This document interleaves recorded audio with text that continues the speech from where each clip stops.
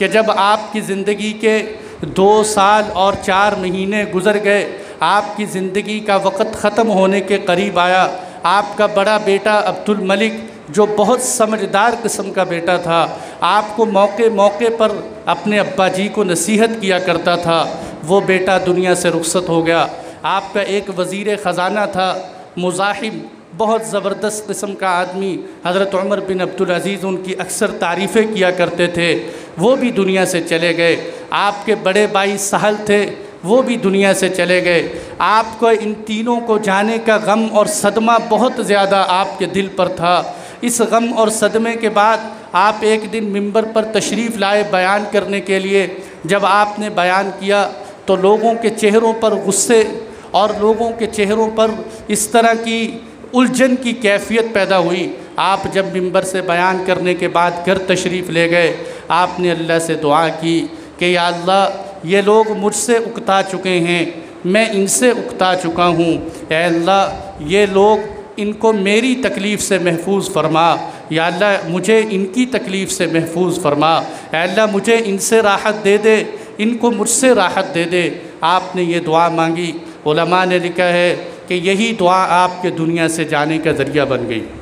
کہ آپ یہ دعا مانگ چکے تھے۔ اور بعض علماء نے لکھا ہے کہ آپ کے دنیا سے جانے کا ایک سبب یہ بھی ہے کہ زہر خورانی بنی امیہ کا ایک آدمی تھا، اور یہ اکثر لوگوں نے یہی روایت بیان کی ہے کہ بنی امیہ کا زہر خورانی، اس کو لوگوں نے کہا کہ تو امیر المومنین کو زہر دے دے، اگر تو زہر دے گا تجھے 1000 دینار دیں گے اور تجھے غلامی سے آزاد کر دیں گے، اگر تو نے ایسا نہ کیا تو تیرے گھر بار کو سب کو تباہ و برباد کر دیں گے۔ چونکہ یہ بات تو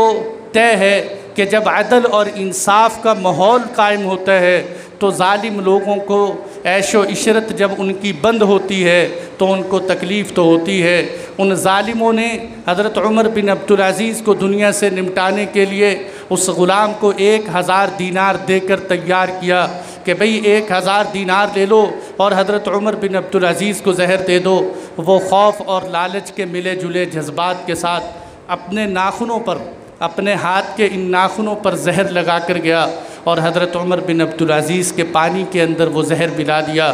جیسے ہی آپ نے پانی کا ایک گھونٹ پیا، آپ کو فوراً محسوس ہوا کہ لگتا میرے جسم کے اندر زہر پھیل چکا ہے۔ آپ نے اس خادم اور غلام کو پکڑا، آپ نے کہا